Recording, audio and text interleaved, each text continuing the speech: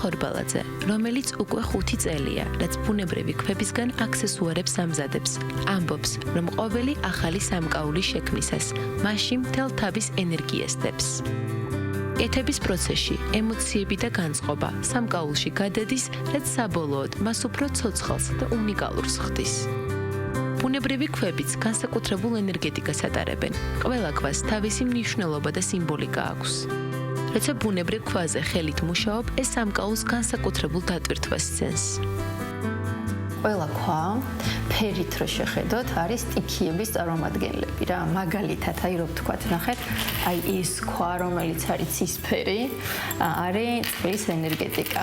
აი როგორც წყალი მოქმედებს ჩვენზე და ზოგადად სტიქიებს ხო გააჩნია თავის ხასიათი რა. ეს არის მაგალითად წყალი, სიღრმე, ინტუიცია, ქალური ენერგეტიკა. აი ესე მოქმედებს ჩვენზე რაღაცნაირად შეიძლება უფრო გადაგვიყვანოს, ასე ვთქვათ, ღრმა ემოციურ მდგომარეობაში. აქედან გამომდინარე, ქვები რა თქმა უნდა ჩვენზე მოქმედებს, თითქოს აი რადიოტალღებივით იჭერს, თავის სიხშირეები გააჩნიათ და თავიანთ ენერგეტიკებს იღებს სამყაროდან და მე ჩვენ რო იმას ვატარებთ, ჩვენც გადავდივართ მის ენერგიაზე. ძალიან პოპულარულია, რომ ზოდიაქოს ნიშნების მიხედვით ავარჩიოთ ქვები. მე პრინციპში მაგ იდეას არ ვეთანხმები იქიდან გამომდინარე, რომ მგონია რომ ძალიან მარკეტინგული ხრიკია, ესე ვთქვათ. ენერგიების მიხედვით ჯობს რომ ავარჩიოთ და ასევე მე ვფიქრობ ინტუიციურად რა, იმიტომ რომ ჩვენმა ქვეცნობიერმა, მოდი ესე დავარქვათ, ჩვენმა სხეულმა განსაკუთრებით კარგად იცის იმ დროს, იმ მომენტში, ცხოვრების იმ მომენტში რა ენერგია მჭირდება. სამკაული უკვე დიდი ხანია გასცდა დეკორატიული აქსესუარის ფუნქციას და თვით გამოხატვის საშუალებად იქცა. განსაკუთრებით ეს ეხება არასტანდარტულ ნამუშევრებს, როგორიცაა ყურძნის ფორმის სამკაული, რომელიც შემოდგომასთან და რთველთან ასოცირდება. ინგას მიერ ბუნებრივი ქვებით დამზადებული ყურძნის გულსაბნევებიც სწორედ ამ იდეას აცოცხლებს.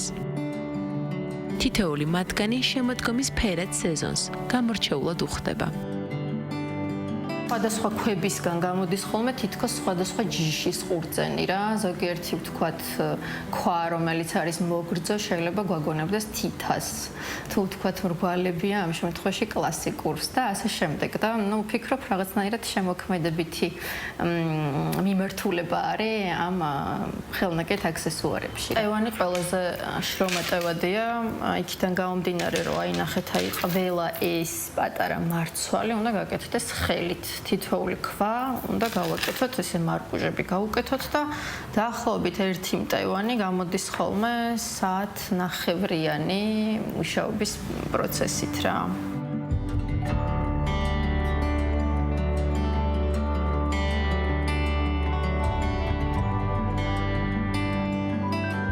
ეხლა მე ვაკეთებ ყურძნის მტევანს იასპის ერთ-ერთი სახეობის ქვისგან, რომელსაც ქვია უნაკიტი. უნაკიტი არის ძალიან საინტერესო ქვა.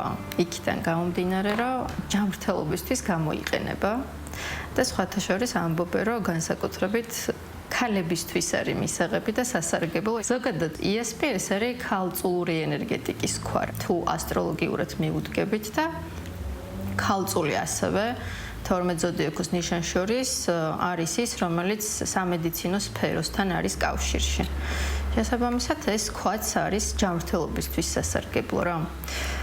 და მიწის ენერგეტიკის მატარებელია. იმაზე არ ვფიქრობ ხოლმე რამდენად გავს ამა თუ იმ ყურძნის ჯიშს, უბრალოდ ზოგჯერ მომწონს და მაინტერესებს როგორი გამოვა და მაგის მიხედვით.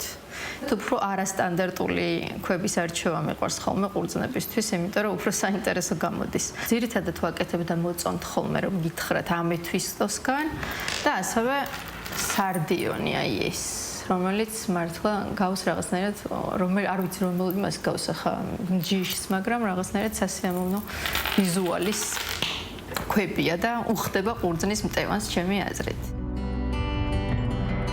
საბოლოო ვერსია გამოგვივიდა ესეთი გულსაბნევი, ეს არის როგორც თქვი უნაკიტის ყურძენი მტევანი, მე ვფიქრობ რომ ძალიან უხდება შემოდგომის ბარაქიან გარემოს, თან მით უმეტეს ხა ფოთოლცვენა რო დაიწყება და ფოთლები შეიფერება, რაღაცნაირად საინტერესო ვიზუალს გვაძლევს, ხო? შესაბამისად ჩაცმულობასაც ძალიან მოუხდება. მე მგონი გაია.